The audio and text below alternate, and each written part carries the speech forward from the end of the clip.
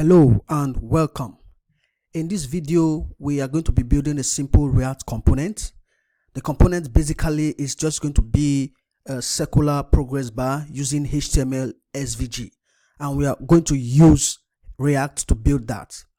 In this video, I will show you how we can use the hooks like useRef, useState, and also useEffect. Now we are going to build all of this from scratch. As you can see right here, we have the SVG element, and then I have an input box and a button where the user can randomize the value displayed here and the progress. So if the user types in a value here, you can see that the progress has a color, and these colors will be randomized. The user can also click on this button to change the values. So we are going to use React to build this component. So to get started, I believe you already have Node installed and npm, and we are going to be using the create React app by React. And to do that, we use npx. npx come installed with npm. So if you have npm installed, I believe you should have npx as well. And we are going to use the create React app. So open a terminal, go to the directory where you want to save your project, and then we are going to type in npx, not npm. If you want to use the create React app with npm, then you have to install the create React app globally, but I don't want to do that. Instead, I want to use npx, and like I said, npx comes installed with npm, so we don't need to install this separately or the create React app. So you type in npx, then create -react -app, and then the name of your app. Then I'll call mine progress bar. So I'll call mine progress bar here, progress -bar. So you type in npx create -react -app and then progress bar. Now the reason why we are using create React app is so that it will help us create a scaffold of the application. We are not going to, or we don't want to create all of the files from scratch. We can do that from scratch by creating all the necessary files, but with this create React app, it's going to take all that away and help us create a scaffold of the application. So right here, I have the application created using create React app. So all I need to do is to navigate into the directory and then open it with Visual Studio Code, because that is the editor I'm going to be using right here. And then I type code, then dots. So this is going to open the application inside Visual Studio Code. You can use any other editor that you please. So right now, here is the directory. So what we are mostly going to be interested in right now is just this source directory. We are not going to be installing any third-party module because we are going to create the component ourselves.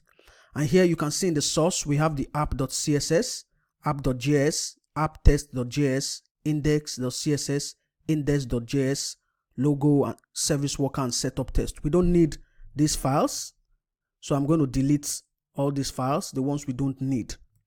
So I'll take this out.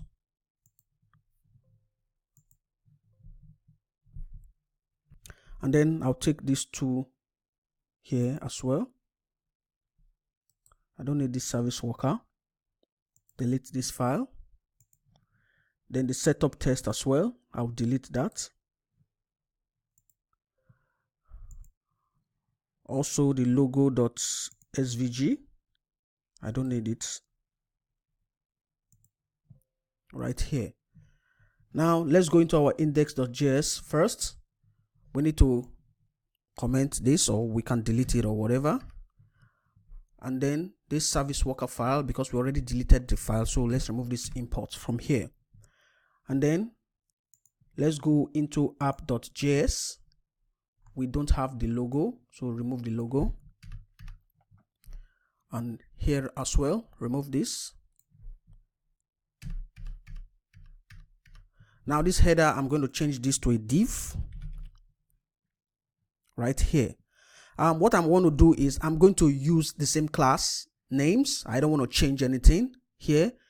Instead, rather, we're going to replace this with the input, and then here we're going to replace it with the button. But for the class here, the app.css, we're going to make some simple or small changes here as well. And then going to the index.css, I don't need this, remove this code. And then inside the body, remove all of this except the margin. So save that right now. And now let's see how it looks in the browser. So you can open the terminal right here with your command then backtick. It's going to open up the terminal. You can run yarn start or yarn or npm start, whichever one. So I'm going to run npm start right here, and then it's going to open up the application in the browser. So right now, this is how the application looks. There was a logo here. I already deleted it, so I'm going to replace it with the circular progress bar, and here we're going to place our input and then here our button. Now to get started, the first thing that I need to do is inside this source directory, I'm going to create a folder called components. We're just going to create one component, but I'll create a new folder. I'll call it components. Now in this components folder, I'm going to create another component, and I'm going to call this progress bar right here. Progress bar. So the name of the directory now is progress bar. Now in this progress bar directory, I'm going to create two files. One is going to be progressbar.js, and then the other is going to be progressbar.css. Now note, with React, you can either use files with .js extension or .ts extension, which is, you can use TypeScript if you want, and also you can use the JXS extension as well. But here, to make it very simple, I prefer using the .js extension. So in the progress bar directory, I'm going to create two files. The first is going to be progressbar.js right here, and the other one is going to be progressbar.css. Progressbar.css.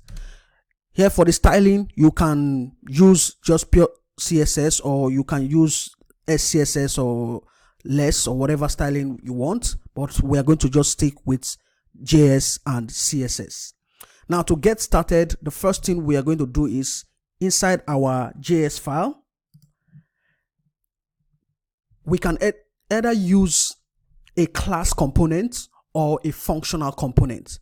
Now for the functional component, the difference between that and the class component is that the functional component is stateless. So we are going to use the functional component, and another reason why I want to use the functional component is because we are going to be using the hooks. So here, to get started, here is we need to import React. So import React from React. Like I said, we are going to be using a functional component.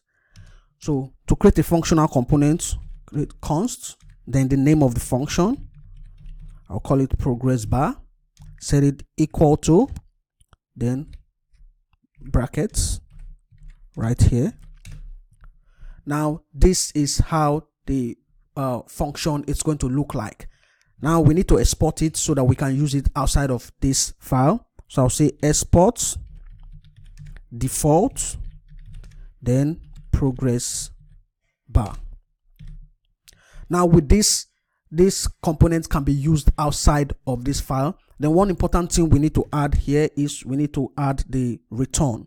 So we'll say return, then with brackets. Inside the return, we can add our div elements right here, and I can just say this is a progress bar. So this is how you create a functional component. If you decide, okay, you don't want to use functional component, instead you want to use the class component, then you can just create a class component, and inside, instead of using hooks, you can use the normal React class methods, but we are not going to get into that. So I'll save this now and then go into my app.js. So go into app.js. This is where I want to use it, but first I want to change this function right here to look something like this. You can either define it this way. You can see the create React app library created this function, but I want to change this, so I'll say const. You can either leave it this way, equal to, right here. So you can define it this way or leave it the way it was. So I'll need to import the progress bar. So right here, I'll say import progress bar. Now, note that I'm not putting this in curly braces. The reason why this is not in curly braces is just progress bar here is because we are exporting it as a default function. So if you just say export default, something like this, or export, or if we just comment this and do something like this, say exports const progress bar, then right here, if you want to import it, you need to put it in curly braces right here. But we are not doing that since I'm exporting it as default right here. So I'll just import it without putting it in curly braces from. Now we need to go into the component directory, then in the progress bar, and then we get the progress bar.js file. We don't need to add the extension. Now what I need to do is simple. Right here, inside this app header, I'm going to import the progress bar. So say progress bar / and then you close this. It's self-closing. So this is the component that we're going to use. Like I said, here we're going to replace this with our input and this with our button. So right now I have the progress bar imported. Let me save and then let's go to the browser. Let's see. Now you can see the text right here. You can see the text that I have. It's been displayed here. This is where our progress bar, circular progress bar, will be displayed. Now let's go to the progress bar.js file. Now what I want to do is just create the component here, and we are going to use props or properties, and then wherever we are using this progress bar component, we are going to pass the props inside this component so that we can have access to them right here. So what I'm going to do is right here, I'll change this to props. Now the reason why you can do it this way, if you want, you can leave it this way, or you can do it this way, it still works. So inside these props, whatever will be passed inside this progress bar, we can get access to them in this props right here, or properties as it is called. And then we are going to get the size. So the size of our progress bar, we are going to set it. We are going to set the value for the progress bar. Also, we are going to set the colors inside the progress bar. There are different properties you can set, but we are going to set some basic properties right inside these props right here. So to get started, first I would need to get the properties, so const, and now I'm using object destructuring to get the properties from this props object. So I'm going to get the size, like I said, then I'm going to get the progress, then the stroke width, I'll call it stroke width, which is going to be the width of the bars. And because we are going to have two circles, the colors of the circles need to be set. So I'll call it circle 1 stroke or color, whichever one you want. Then circle 2 stroke right here. And now we need to set it equal to props. So all these properties here that has been destructured from this props object, those are the properties that we are going to pass into this progress bar, and I'm going to show you how we are going to pass them right here. So before we continue, if I go to the browser and I search for SVG or HTML SVG right here, let's see. So scalable vector graphics, so I'll click here. You can just look at it, the developer.mozilla.org. right here you can see the SVG. This is something like this that we want, so we are going to create this SVG element, and we are going to use the circle element. Now there are some progress bar where the SVG and parts element are used, but I want to use the circle element. So this is what, something like this, that is what we want. So the elements that I'm most interested in is the SVG element, the circle element, and there's another element called text that we can use to display text inside our SVG right here. So those are just the 3 elements that I'm interested in. So if I go back here, inside this div, I'm going to add the SVG element right here. Now inside this SVG also, I'll add 2 circular elements. Circle, I just need to duplicate this right here. Now in this SVG, as you can see right here, we can add the view box. That means the container for the SVG element, so the size of the container where we want the SVG to be displayed, but we are not going to set it. Rather, we are going to set the width and the height. So for this SVG right here, I'm going to set the width and height. Now for the width and height, we are going to set it by the size. So we already have this size property. So I'll say width equal to, then curly braces, size. So whatever the user sets here inside this progress bar, that is what we are going to use right here. And then also for the height, I'm going to set this to size. Now what we are doing here is making this a reusable component, because if we decide to set a value ourselves right here, then it might not fit into what we want to use the progress bar for. Instead, let the user set the size or the color or whatever the properties that the user wants for this SVG element. And then I can give it a class name, so that we add CSS class name. So I'm going to call this circular progress, or I can call it circular chart, whatever. So the SVG has a class name, a width property, and a height property. And then for this circle right here, we add some properties as well. I'll set the class name. Then this, I'll give this circular background or circular BG right here. And then the stroke or the color that we are setting for this element. So stroke, instead it's going to come from circle 1 stroke.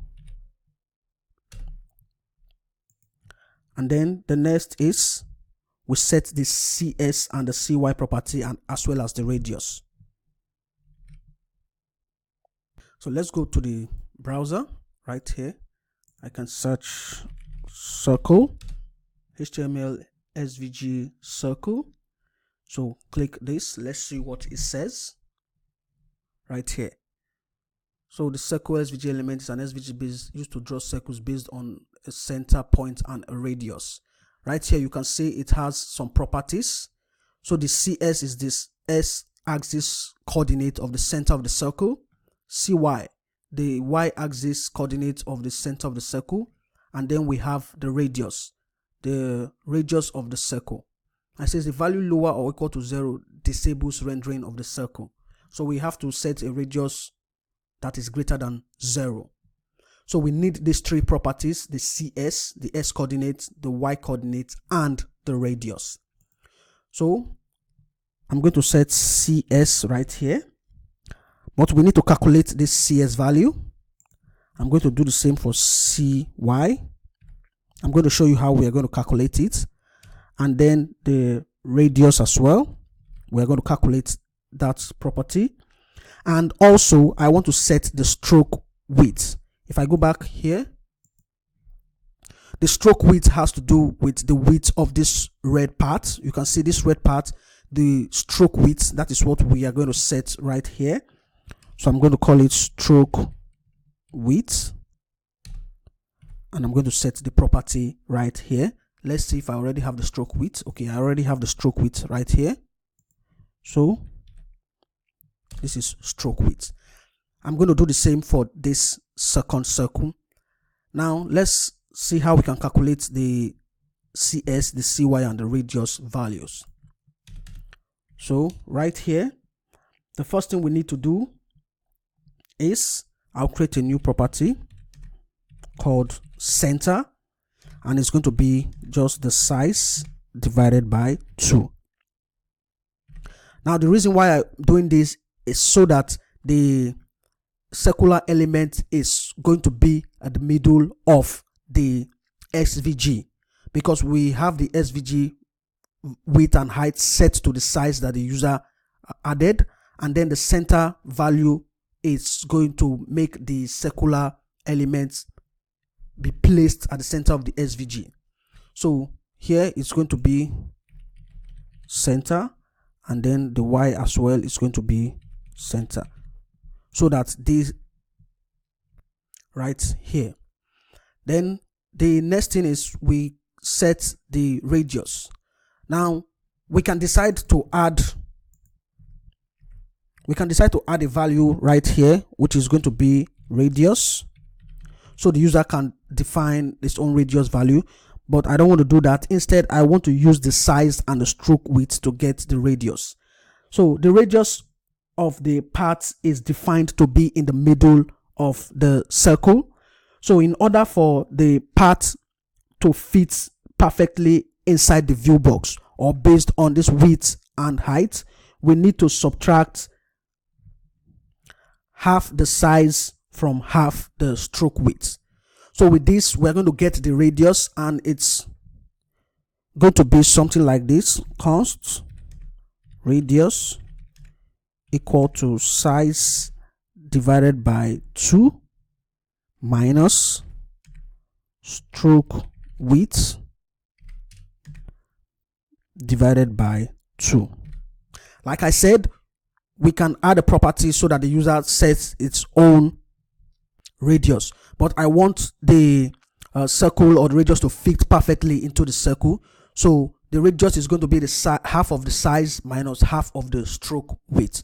So if the size is 200, the radius is going to be 100 minus half of whatever the stroke width is.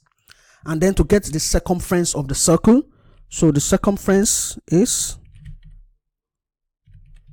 going to be 2 multiplied by pi math.pi multiplied by the radius. So this is the circumference right here. So the mathematical calculation of circumference is 2 pi radius. So we have the circumference right here. So for the radius, I'll just place it here. So for this first circle, we have the class name, the stroke, which is going to be the color of the background, the CS value, the CY value, which are just the X coordinates, the Y coordinates, the radius, and the stroke width.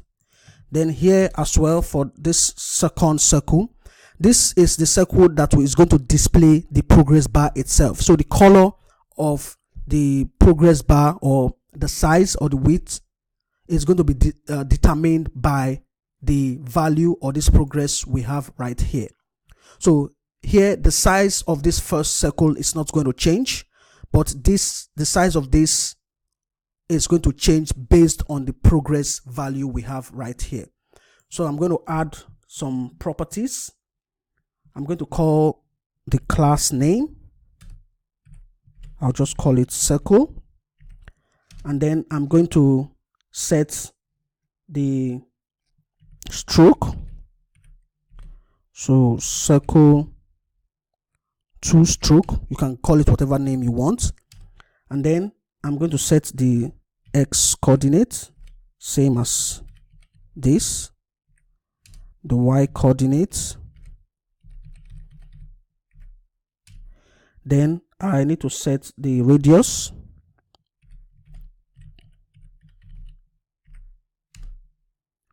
stroke width,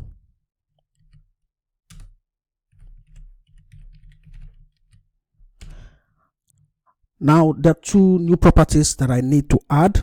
The first is the stroke dash array. You can see it right here, the stroke dash array and the stroke dash offset. So I'm going to explain this, then the stroke dash offset right here.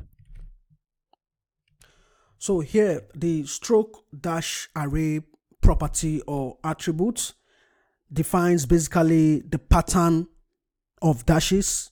So the stroke that will be displayed on the circle, on this circle right here, is being defined by this stroke dash array. So the pattern of the stroke that will be defined is defined by this property right here, and we are going to use that with the circumference. So the stroke dash array, we are going to see how it is displayed.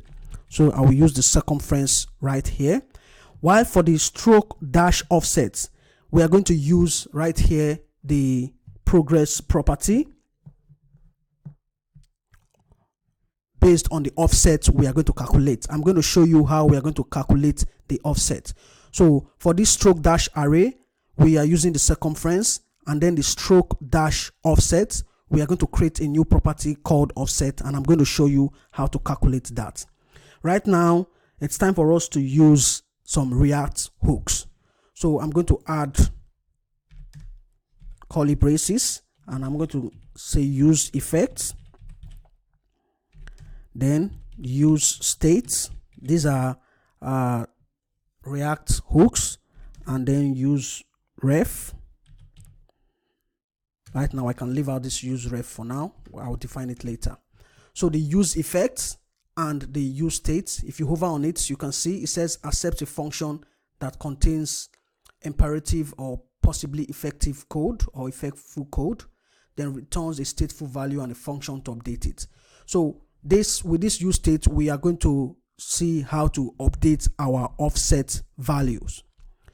Right at the top here I'm going to create the offset and the set offset method. So this is the property and this is the method that will be used to update this property, and I'll set it equal to useState, and it's going to take a default value. Because this is going to be a number, then I'll set the default value here to 0. So if you want it to be a string, you can set a string, or if you want to give it a proper default value, you can just type in something here. But here the default value for this is going to be a number, and I'm setting it to 0. Then down here I'm going to add this useEffect hook right here. So with this useEffect hook we can update our values. So inside this useEffect method I want to create the offset value. Here we have the progress. Now if we put in the progress right here, it's not going to display properly, but instead we're going to use this progress value to calculate the offset and then add it to this stroke dash offset value here. So the stroke dash array will determine the pattern of the stroke, while the offset will determine the offset value or how they will properly be displayed. So here I'm going to say const progress offset, and now to calculate this, it's going to be equal to 100 minus progress,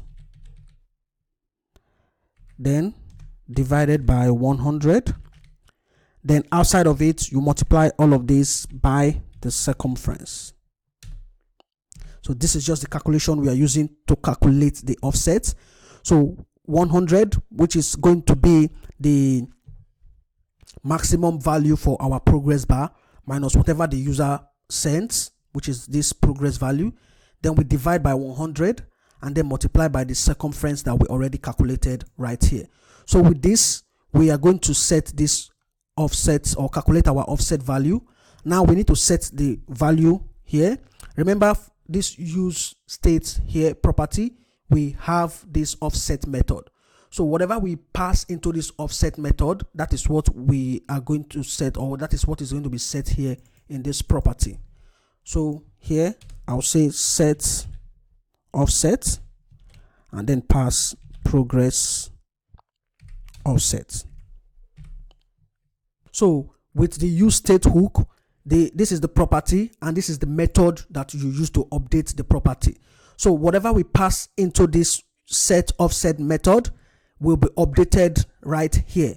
So instead of calling or trying to use this progress offset value here, we just need to use this offset, pass it into this property right here. So anytime we update this progress offset and use this set offset method, it's going to update the value we have right here. So now this use of effect method usually takes in some dependencies. Now if I hover on this right here, you can see here it says React hook useEffect contains a call to set offset. So this is seeing this set offset as a dependency right here. So without a list of dependencies, this can lead to an infinite chain of updates. To fix this, pass progress circumference as a second argument to the useEffect hook right here. So what it's expecting of us is, after this closing curly brace, we can add square brackets and then pass in the list of dependencies. So here is seeing progress as a dependency, circumference as a dependency, and also set offset as a dependency. The reason is because they are defined outside of this function. Because they are defined outside of this function, so we need to pass them as dependencies right here. Otherwise, if we don't, sometimes it might just lead to an infinite update and the values will just continue updating. Take for example, if you are getting a value, real-time value from an API, so if you don't pass the required dependencies, the update might just continue and it would lead to an infinite loop. So here I'm going to set offset as a dependency. I'm going to set progress as a dependency as well, and circumference as well as a dependency. Also, I want to pass offset because I want offset to always get the latest update or latest updated value. If not, if I don't pass offset right here, it's always going to return this value, the default value, which is 0. But passing it here as a dependency, once it is updated, this offset value will be updated to the new value as well. So you can see right here, because these values are defined outside of this useEffect function, we are passing them as dependencies. You can see it's not requiring this as a dependency because it's like a local variable defined in this useEffect method. Now, if you don't want to pass any dependency, you can just use the ESLint property to disable it, but we are not going to do that right here. So we have our set offset. Whenever this is updated, it's going to update this set or this offset value right here. Also, there's another property we need to add, the test property, so that we can display the progress value in the center of the circle. So I'll call this test right here, and here inside the test, the progress, and add the percent symbol right here. Now we need to add some properties as well. So here I'll add the S value right here, the Y value here, and I can add a class to it. So class name, I'll call it percentage, so that we can add some styles to this test property. But for now, the S coordinates, the Y coordinates, and the class name. Then inside this test property, we have the progress value that will be displayed. So right now we have the SVG elements. We don't have the styles right now. So let's go ahead and add the props. So go to your app.js. After we add the props, we are then going to add the styles in this file and also in our app.css. But first, let's go to our app.js file. So right here, I already imported this progress bar. So what I want to do is I'm going to create a variable. I'll call it state, or an object. Call it state. You can call it whatever you want. And then right there, I'm going to pass all of these properties. So copy all of these properties right here. Remember, I'm passing them as props here. So size, I can just set a size of, say, 250. Progress for now. Now, what you can do, you can either pass as an integer, or you can pass as a decimal number. If you want to pass as a decimal number, then you need to multiply by 100 to convert it to an integer. But I'll just set it as an integer. Then the stroke width, which is going to be the width of the circle, then I can set this to, say, 15. Then circle one stroke, which is going to be the color of the first circle, which is this one right here. You can add whatever color you want. So for me, I'll add something like hash D9 EDFE.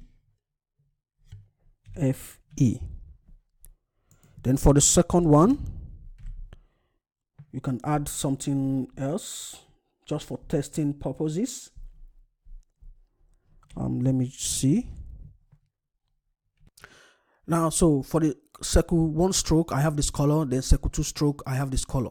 Later, we are going to, this circle two stroke is going to be randomized. So we are going to have an array of colors, so that the colors will be randomly selected and then displayed on the circle. But for this, we are going to leave the color as this. You can add whatever color you place. So I have the state now. I have this object defined here with the size, the progress, the stroke width, the circle one stroke, the circle two stroke. Now to pass this here, well, all we just need to do is pass an object, and then with the structure, and then pass the states. Now what we just did here is the same as doing something like this. This is the same as saying size equal to this,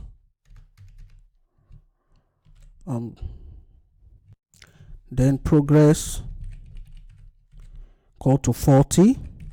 Now this, what we did right here, is the same as doing it this way, just adding the individual props into the progress bar, but we don't want it that way. Instead, we pass it as an object, and then with the structure using these 3 dots, then states. So if we want to change anything, we just come right here, change the value, or we want to add a new property, we just add it right here in this state. So I'm going to save this right now. Now let's go to the browser and see. Right now you can see how it looks. This is the outer stroke, which is the second circle. This is the first circle. This is the color. Now we're going to use CSS to change this to white, or we're going to remove the fill because this has a fill. We need to remove the fill. Now if I change this value, let me change this value to 70, save, and then go back. Now you can see right here that the progress bar here has changed. If I change this back to 10, now watch what's going to happen. Now you can see it has changed. So now the progress is working, but we need to remove the fill from this and add some styles. So I'll go back here inside the progress bar dot CSS. So the code for this will be made available, but right here you can see I have the styles for this circular chart, the circular BG, the circle, the percentage. They're just simple CSS properties. Like for the circular chart, the display, the margin, the max weight, the max height. Then for the circular BG, which is this, right here you can see I set the fill to none, so it's not going to have any fill. For the circle itself, it's not going to have any fill. For the percentage, set the font size, the text anchor, the fill, and the font width. This is just a simple style. So I'm going to save this now and let's see how it looks. Let's make sure that we already imported the CSS file. Okay, we have not. So I'm going to import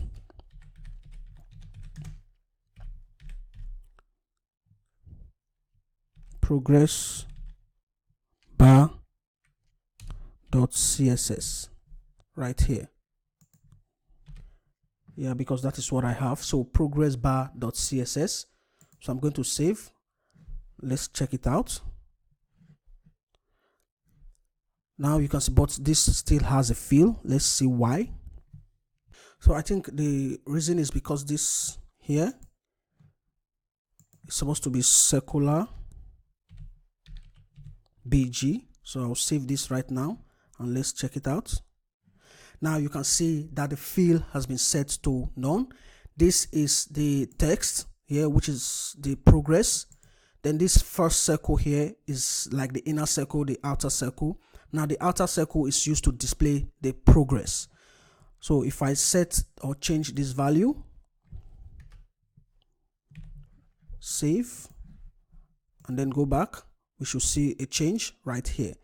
So we see the value and then we see the progress. Now what we need to do is we need to add an input right here and a button. So if the user types in a value, is automatically going to update right here, or if the user clicks the button, it's going to randomize this progress value. So let's see right here.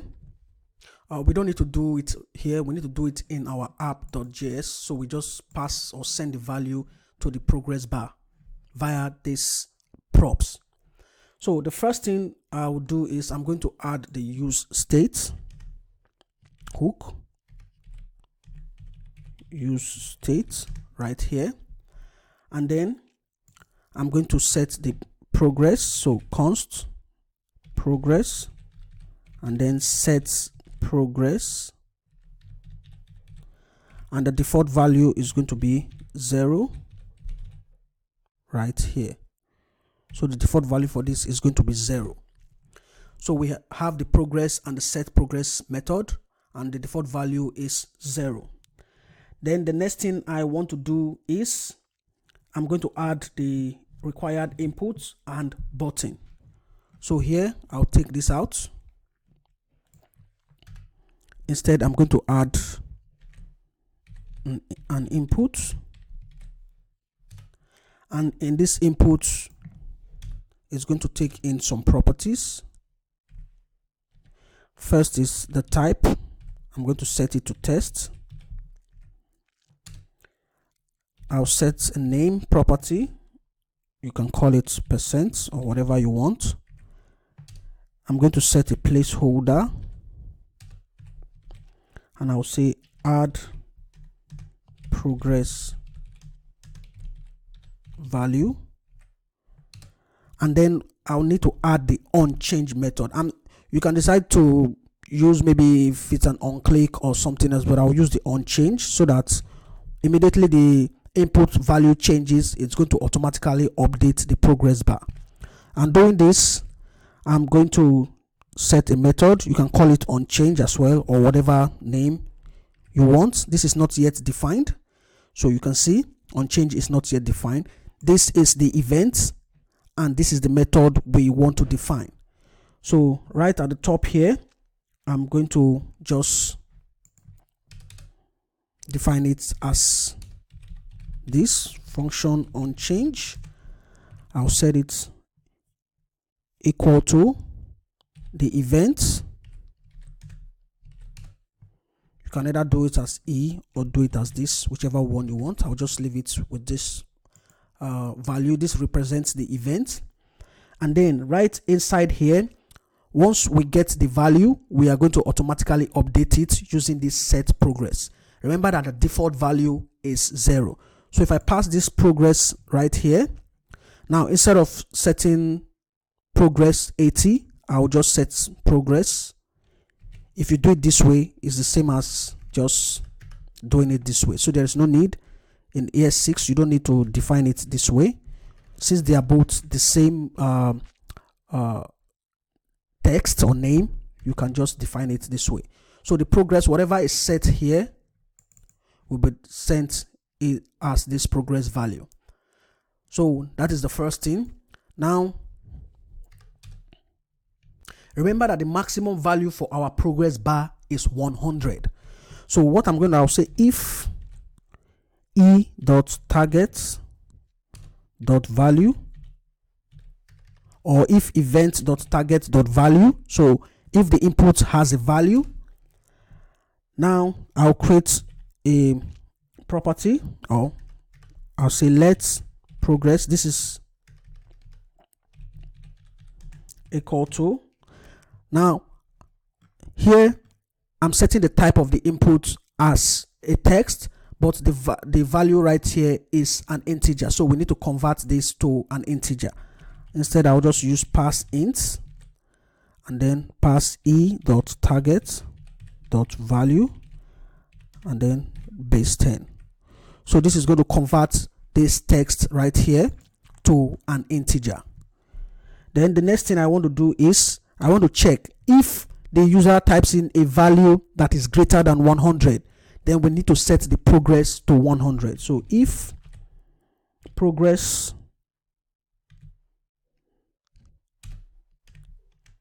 is greater than 100, then set progress equal to 100. That is why, because we are setting this value or setting it to a different value, that is the reason why I'm using let instead of const, because using const you can't change the value. Then so if progress is greater than 100, then set progress to 100, and then we call set progress method and then pass in the progress right here. So what I've done here is, if there's a value in the input field, convert it to an integer and then check if the value is greater than 100, then set it to 100. So if the user types 200, we are going to set the progress to 100 and then display it. Then, but if there are no values, just set the progress to 0 right here. That is, if after typing and then the user clears the input, we need to set the value back to 0. That is what I have done right here. So whenever the user types into this input field, then we are going to set the value to this progress right here. So I'm going to save this and let's see. There's no CSS style yet, but I'll add that. So you can see if I type in here, you can see the value changing. you can see the value changing. Now if I clear, now it has gone back to the default, which is 0. Now if the user types something greater than 200 or 100, you can see we are setting the value back to 100. So I'll just clear this and then add the style. So open your app.css, delete everything you have there, and then paste the code. So what I just have here is the app with the text aligned. You can see the class defined here, the app header. I don't need this app link. I'm going to change this. And then I have the button, input, and the H1. So these are just the properties we have right here. Let me save this and let's see. Now you can see how the input looks. I'm going to change this to a button. We already have the CSS style right there. So here, this is going to be a button right here. And I'm going to just type random. And then in the button, I'll add the on click right here. And I'll call this random progress value. Now this method is not defined. So whenever the user clicks on this button, the progress value is going to be randomized. So I just need to create this function right here. Or you can do it here, whichever one you want. So const random progress value right here. So whenever it is clicked, we need to set the random value. So to create a random value here, I'll say progress value equal to math.floor, and then inside I'll pass math.random multiplied by 101. Now the reason why I'm multiplying by 101 is the maximum value that I want is 100. So if you just want values between 0 and 100, you multiply by 101. If you want a value between 0 and 9, you multiply by 10. Or you want a value between 0 and 50, you multiply by 50. So but here I'll do by 101. So whenever this button is clicked, we are going to get a random value. And then here, what I just need to do is set progress and progress value right here. So that is just all we need to do right here. Whenever this button is clicked, a random value will be created, and we are going to use this set progress method to set the progress value, and it will then be sent using this object into the progress bar. So let's try that out right here. Save and then go back. You can see the random button. You can see right here the values are being randomized right now. So we have that fixed. If I change this to 55, you can see the values are changing right here. So we have the progress bar being displayed, but there are some things we need to add. First, the colors, we need to also randomize the colors. We don't want to use just one color right here.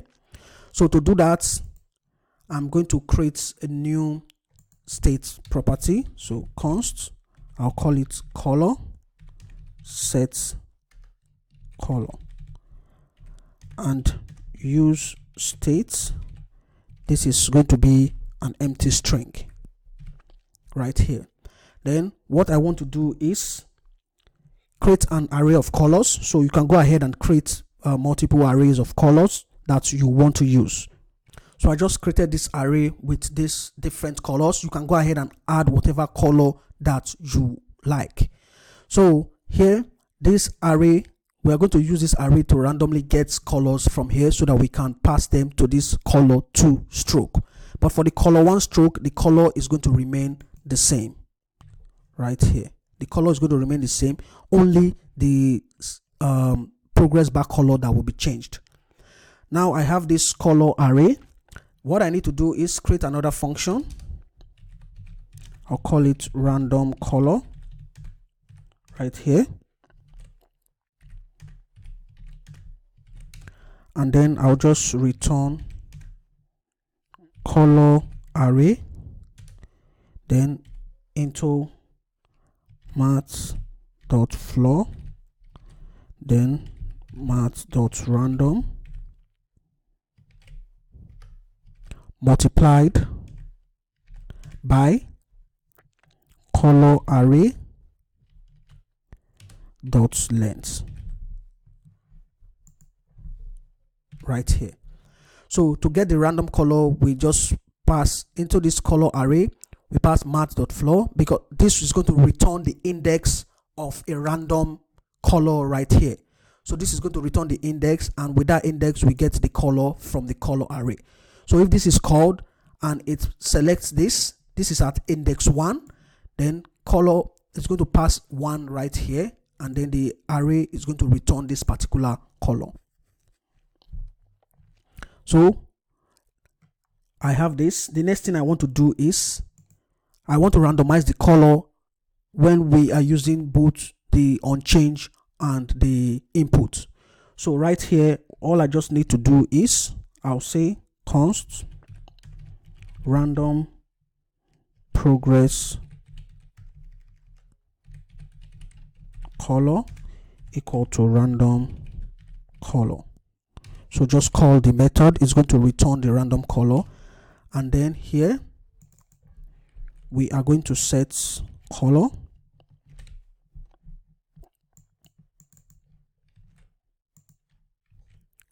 right here. So this is just all we need to do. Copy this, do the same right here. So I'll do the same right here. So what I have done is we call this random color method, and when we get the color, we use this set color. Now all we just need to do, instead of passing this color here, just pass this. Let me save this right now. So that is what I've done here. So whatever is set either here or here, that is what will be passed to this circle 2 stroke. Then before we see it on the browser, let's just add this H1, and I'll say SVG circle progress. So add this H1 so that we can have this H1 header right here. I'm going to save this now. Now you can see, let's try that. You can see that the colors are being randomized right here. So if I change this to, you can see the colors are being randomized.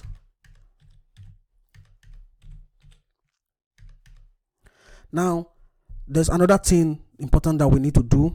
Now if you check when the colors are being changed, you can see that there is no animation. The colors just changed immediately.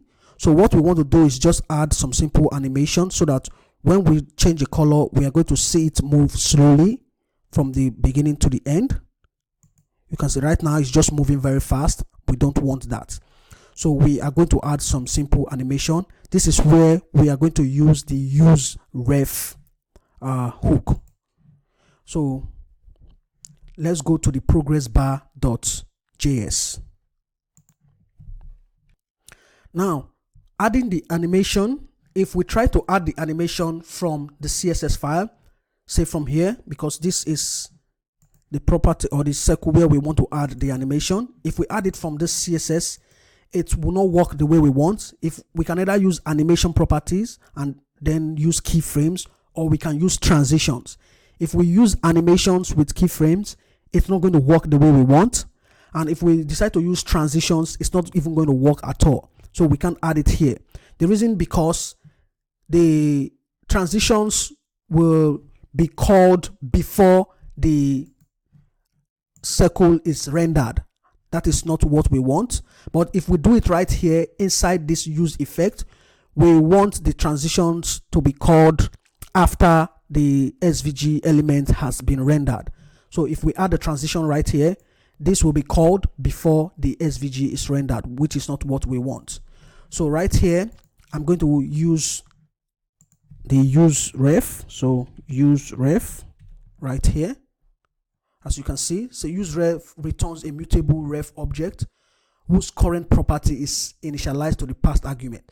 So from this useRef, whatever property we are going to use this on, we are going to get this current object. And then from the current object, we can get whatever property we want to get from it. So what we want is just this second circle, not this one, only this circle. Now we need to add the useRef property or the ref property. So you set ref and then you give it a name. You can call this circle ref. So this is like a reference. We use this to get this object on the DOM, and then from it we get the current object. From the current object we can get every other property available to it. So here I'm going to create this useRef. So const circle ref, which is already defined, and I'll set it equal to useRef, and the default value is going to be null. So with this useRef, we want to get access to this DOM element with all its properties. You can see imported the useRef, defined it, set a default value of null, and then on the element where we want to use it, just set the ref properties with the name of the useRef we defined. So we have that right here. Remember, on every element on the DOM, we usually have the styles property, but since we are using this useRef, we can have access to that style property. So right here in this useEffect, right down, let me just put a space here. Remember I said if we define the transition inside our progress bar.css, it's not going to work because that will be called before this is rendered in the DOM. We don't want that, but we want to use this useRef so that when this is rendered and then this useRef is called, we can then call the transition. So to do that, we say circle ref. Remember that this has a dot current property, this object. So say dot current, then dot style. Now this is going to be equal to CSS style or whatever CSS property we want to add. So here we want to add a transition. If you decide, oh, you want to add a background or a font size or whatever, you just define it right here. Using this useRef, we now have access to the style property. But what I want to add is the transition. Transition, then it's going to be colon. Now the transition the property that I want to add the transition on is on this stroke dash offset. You can see here, this does not have a stroke dash offset, but this has a stroke dash offset. And to define that, we just say stroke dash offsets right here. And then we set the time. So I'm going to say something like 850 milliseconds. And then the type of transition, we have multiple. We have is in, is out, linear. So I would just set is in, out. You can search online to see the different type of CSS transitions that are available. So this is just all we need to do. Here we are getting access to this DOM element right here using this circle ref, and then we are getting the style from it, and from the style we want to set the transition, and the property that we want to set the transition on is this stroke dash offset. This first circle does not have a stroke dash offset, but this has a stroke dash offset. But even though it has a stroke dash offset, it will not affect it because the reference is not set on this property, only on this property right here. So the circle ref dot current dot style. So whenever you are using the useRef hook, you need to use the current property or the current object from the useRef property that you defined. So right here, I'm getting the style from the current property, setting the transition. So now I'm going to save this. And let's go to the browser. Let's see. Reload this. If I randomize this, now you can see the transition right here. You can see right here. So now we have been able to add the transitions to the circle and the progress bar. One last important thing we need to do, we need to set the prop types. So I'm going to import prop types from prop types right here. Now to define the prop types, we are going to set the types for this object or the properties we have in these props. So for the size, we're expecting an integer. Remember, if we go back to our app.js, remember here the type here is text. We converted it to an integer. Now if this is not converted to an integer and we set the prop type of this to a number, then we are going to get an error because it will say we set it as a number, but we are sending a text. So we need to set the prop types. So to define the prop types, you can do it outside of this function right here. So I'll say prop or progress bar. So the name of the function, progress bar dot prop types equals to an object, and then we define the different prop types. Size, so this is prop types dot number. You can see what we're expecting is a number. So if we send anything other than a number for the size, we're going to get an error. Then the progress, also prop types dot number. Then for the stroke width, we're also expecting a number.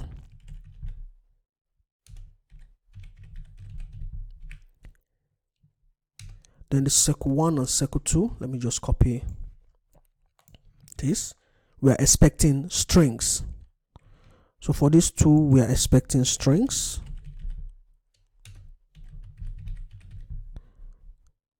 Right here as well.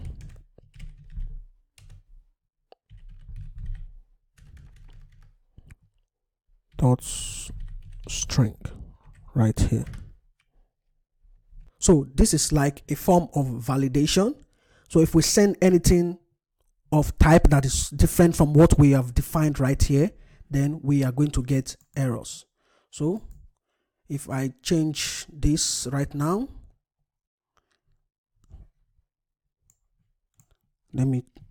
let's try it out. So without converting this, let's see, event.target dot value. I'm going to save this. Now open the console. Let's see.